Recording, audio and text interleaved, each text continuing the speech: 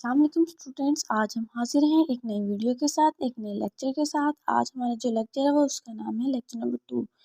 आज जो हम सीखेंगे उसमें कल हमने सीखा था टेंसेस। टेंसेस की कितनी टाइप्स है? टेंसेस की 3 टाइप्स हैं, पास्ट टेंस, प्रेजेंट टेंस और future tense.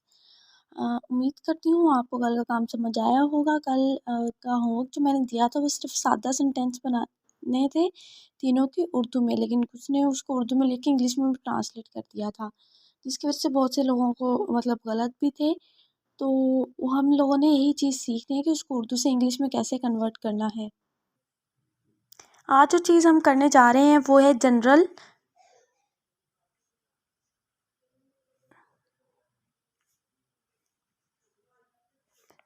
Form of tense. ठीक है, सबसे पहले जब कन्वर्जन होती है, सबसे पहले जो यूज़ होता है उसको कहते हैं सब्जेक्ट प्लस जो होता है वर्ब, और फिर क्या होता है ऑब्जेक्ट। ये हमारे पास जनरल फॉर्म है। अब हमें क्या बताओगे? ये 3 चीज़ें, हम लोग नए नए हैं जैसे कि, तो सबसे पहले हम लोग ये जानेंगे कि ये 3 चीज़ें क्या होती हैं उर्दू में, क्योंकि हम लोगों ने उर्दू से इंग्लिश में ट्रांसलेट करना है। तो इसलिए सबसे पहले हम लोग किसको करेंगे? सब्जेक्ट को देखेंगे। सब्जेक्ट क्या होता है, इसको क्या कहते हैं, और ये हमने कैसे ढूंढना है कि ये सब्जेक्ट है जुमले में। सब्जेक्ट को उर्दू में कहते हैं फ़ाइल, और इसका मतलब होता है काम करने वाला।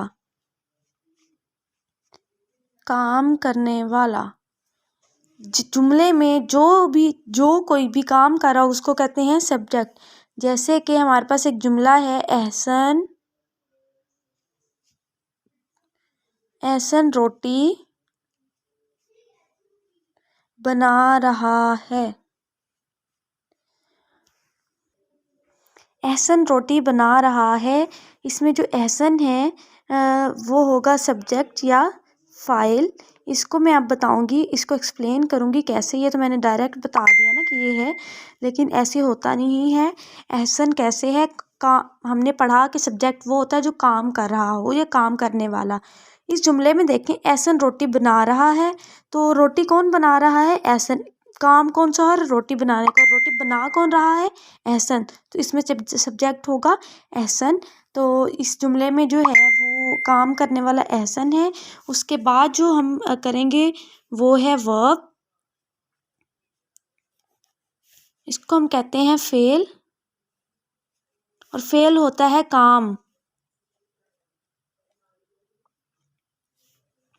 काम करने को फेल कहते हैं। काम करने को फेल कहते हैं। वही जुमला हम वापस लेते हैं दोबारा से, एहसन रोटी बना रहा है। अच्छा, ये मैं चीज़ आपको बता दूं, ये जो मैं जुमला इस्तेमाल कर रही हूँ ये प्रेजेंट का जुमला है, और अभी हमने इसके अंदर कोई डिस्क्रिमिनेशन नहीं की कि प्रेजेंट इंडेफिनिट है। बहुत से बच्चों ने पहले पढ़ा हुआ है तो उन्होंने मुझे वो करके दिखाया है। तो अभी हमने सिर्फ एक जनरल बात की है। अच्छा, सबसे पहले है एहसन रोटी बना रहा है।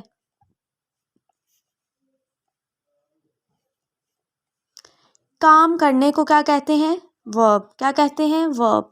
तो इस जुमले में देखें कि कौन सा काम किया जा रहा है। रोटी का काम, 3 चीज़ें हैं। रोटी का काम किया जा रहा है, एहसन का या बनाने का। आपको समझ आ रही होगी कि बनाना एक काम है ना, रोटी बनाना। रोटी बनाना एक काम है, तो इसको क्या कहेंगे? वर्ब। क्या कहेंगे? वर्ब। काम करने को क्या कहते हैं? वर्ब कहते हैं। काम करने वाले को क्या कहते हैं? सब्जेक्ट कहते हैं। ये 2 चीज़ हमने पढ़ ली। तीसरी है ऑब्जेक्ट। यही वाली ऑब्जेक्ट को उर्दू में कहते हैं मफूल। क्या कहते हैं? मफूल। जिस पर काम किया जाए।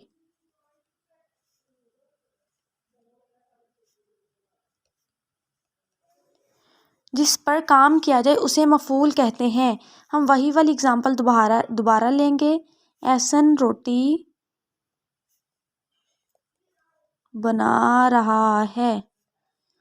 सबसे पहले हम लोग वो लगा एहसन काम, सब्जेक्ट कहते हैं काम करने वाले को, तो इसमें जो काम कर रहा है वो एहसन है, इसलिए ये सब्जेक्ट हो गया। उसके बाद हमने पढ़ा था वर्ब। वर्ब कहते हैं काम करने को, तो बना रहा है मतलब कि ये हमारे पास यहाँ पे वर्ब है। और जिस पे काम हो रहा है, किस चीज़ का काम हो, किस पर काम हो रहा है, वो है रोटी। देखिए बनाने वाला काम बना क्या रहा है, रोटी, मतलब रोटी पर काम हो रहा है, तो रोटी को क्या कहेंगे, ऑब्जेक्ट। इस तरह तीन चीज़ों से मिलकर हमारा इन तीन चीज़ों से मिलकर हमारा एक सादा जुमला कंप्लीट होता है। सबसे पहले आता है सब्जेक्ट, इंग्लिश में सबसे पहला आता है सब्जेक्ट, फिर वर्ब आता है और फिर ऑब्जेक्ट आता है और उसके बाद फुल स्टॉप लगेगा। तो फिर एक सादा जुमला इस जनरल फॉर्म में 12 के 12 टेंसेस में ऐसा ही होगा। 12 टेंसेस हो जाएंगे, अभी 3 है और इन 3 के आगे 4 हैं, तो वो टोटल हमारे पास 12 हो जाएंगे। तो उनकी जो जनरल फॉर्म है सादा की, वो ये होती है। ये मैंने आज इसलिए सिखाई, जनरल है, आप इसको अच्छे से, जब तक ये याद नहीं होगी तब तक हम किसी चीज़ को भी उर्दू से इंग्लिश में ट्रांसलेट नहीं कर सकते। लेकिन आप लोग एक ये चीज़ देख के कंफ्यूज ना होइएगा कि उर्दू में सबसे पहले सब्जेक्ट आता है, फिर ऑब्जेक्ट आ रहा है, फिर वर्ब आ रहा है। तो उर्दू में आगे भी उर्दू में हमें ढूंढना होता है, लेकिन जब हम इंग्लिश में देखते हैं, इंग्लिश में ट्रांसलेट करते हैं, तो उसका ये वाला ही होता है। उसकी यही तरतीब यूज़ की जाती है, पहले सब्जेक्ट आता है, फिर वर्ब आता है, फिर ऑब्जेक्ट आता है। अब आप कहेंगे कि वर्ब क्या होते हैं, फिर उसके बाद कहेंगे वर्ब मतलब इंग्लिश में हम लोग सब्जेक्ट क्या होते हैं। तो इस पे एक कंप्लीट लेक्चर होगा, वो हम कल करेंगे इंशाल्लाह। उम्मीद करती हूँ आज आपको समझ आई होगी। आप लोग इन तीनों, एक जुमले के अंदर तीनों को सेग्रीगेट कर सकते हैं। अगर किसी को कुछ क्वेश्चन है तो वो मुझसे राब्ता कर सकते हैं, मैं उसके हर सवाल का जवाब दूंगी।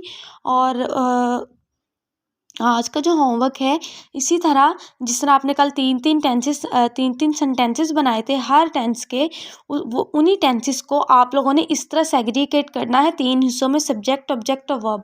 इसका जो गलत होगा मैं उसकी वहाँ पे उसको बता दूंगी, उसकी वहाँ पे हेल्प करूँगी। आप अपना बहुत सारा ख्याल रखिएगा, काम टाइम पे कीजिएगा। अल्लाह हाफिज़, मिलते हैं फिर अगले लेक्चर में।